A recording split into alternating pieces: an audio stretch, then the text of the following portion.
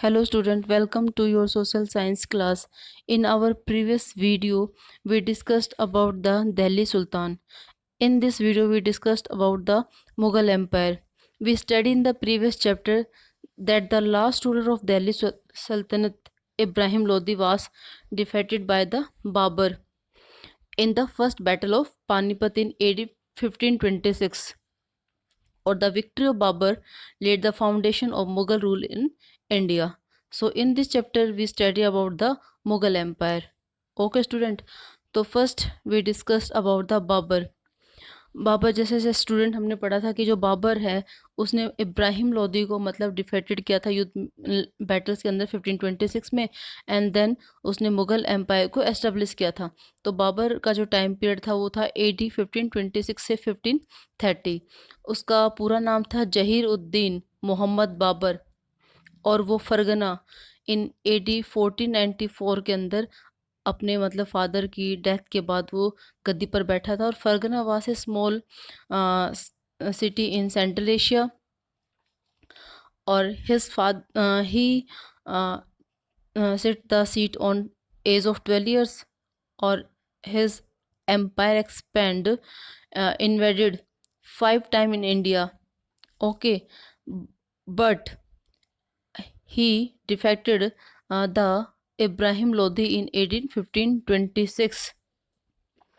Then 16 March 1527 at village of Khanwa near Agra, he fought the battle of Rana Sanga. ठीक है, राणा संगा was the king of Mewar. He was the greatest Rajput king of the this period. In this battle, Rana Sanga was defeated after the Babur. This became the master of North India in AD 1528. Babur was not only a brilliant military general but also a poet and a writer with an excellent style in Turkish. He wrote his biography तुर्क बाबरी और बाबर नामा. Okay student, तो जो बाबर था उसने मतलब Mughal empire को India के अंदर एस्टेब्लिश किया, और वो काफ़ी ब्रिलियंट मिलिट्री जनरल था, और साथ साथ मतलब एक पोइट और राइटर भी था. उसने काफ़ी जो तुर्कीज़ में अपनी ऑटोबायोग्राफी भी लिखी है, तुर्क बाबरी और बाबर नामा. ठीक है, बाबर के बाद उसका जो बेटा था हुमायूं, वो गद्दी पर बैठा. उसका जो टाइम पीरियड था वो था AD 1530 से 1556. बाबर का जो एल्डेस्ट सन था, मतलब जो बड़ा बेटा था Humayun, become the king after the death and according to the will of his father. और उसकी जो फादर की इच्छा थी कि he gave each of his brother a province, कि उसके हर बेटे को मतलब उसमें हिस्सा मिले. और हुमायूं ने भी ऐसा ही किया, और उसकी डेथ के बाद उसके जितने भी भाई थे उन सभी को जो भी मतलब उसका जो एम्पायर था उसका जो पार्ट उनके अंदर डिस्ट्रीब्यूट हुआ था. उसके जो हुमायूं था उसने अपना जो राज्य था, जो अपना मतलब प्रोविंस था, उसको गुजरात और मालवा के अंदर मतलब उसको एक्सटेंड किया था.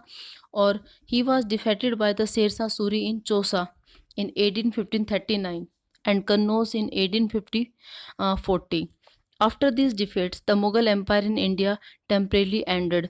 मतलब उसकी जो लड़ाई हुई थी, चौसा की जो लड़ाई हुई थी 1539 में और 1540 में जो कन्नौज में लड़ाई थी, उसके बाद जो मुग़ल एम्पायर है वो इंडिया के अंदर मतलब एक टेम्परेरी टाइम के लिए उसका एंडेड हो गया था, मतलब ख़त्म होने को हो गया था. और Humayun had to spend nearly 15 year in exile in the Persia Iran. और हुमायूं ने अपनी उस टाइम के मतलब 15 साल ईरान के अंदर मतलब ऐसे स्पेंड किए थे. और Shershah successor were weak and inefficient. जो फिर बाद में जो शेरशाह के जो मतलब उत्तराधिकारी थे वो काफ़ी वीक थे, और मतलब उनमें इतनी इफ़िशेंटी नहीं थी. तो Humayun saw this is an opportunity to regain and throne of Delhi. और हुमायूं ने ये अपॉर्चुनिटीज़ देखी और उसने दिल्ली के ऊपर फिर से मतलब अपना कंट्रोल किया. Humayun received help from the king of Persia, Iran, and 1855 he recaptured Delhi and Agra. और 1555 में उसने दिल्ली और आगरा को फिर से रिकैप्चर्स किया.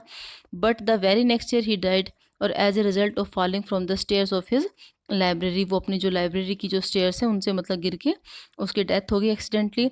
और हुमायूं क्या था, एक एबल शोल्डर तो था बट ए पुअर जनरल, मतलब उसकी जो गाइडलाइंस थी वो इतनी बेटर नहीं थी, उसकी जो पॉलिटिकल विजडम थी, जो मिलिट्री फोरसाइट थी, वो भी मतलब थोड़ी वीक थी, और इस वजह से उसको मतलब अपने जो पॉलिटिकल कैरियर था उसमें काफ़ी मतलब उसको प्रॉब्लम फेस करनी पड़ती थी। हुमायूं के बाद उसका जो बेटा था जो अकबर है, वो गद्दी पे बैठा। उसका टाइम पीरियड क्या था, 1556 और 1605। वो मुगल एम्पायर के अंदर मतलब एक काफ़ी पावरफुल जो किंग है वो हुआ था, ठीक है।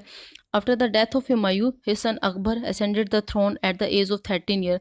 13 ईयर की एज में जो अकबर था उसने अपनी जो गद्दी संभाली थी, और इब्राहिम जो खान था वो उसका क्या था, संरक्षक था, उसका पैटर्न्स बना था, ठीक है। During this time his position in India was not strong, और उस टाइम उसकी जो पोजीशन थी इंडिया में वो इतनी स्ट्रॉन्ग नहीं थी। In 1856 the second battle of Panipat was fought between the Afghan ruler Hemu Vikramaditya and Vikram Bairam Khan.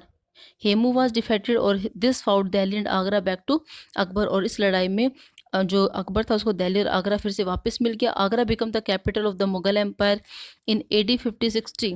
Agra took over this region from the Bairam Khan for the rest 40 years of this region Akbar adopted a policy.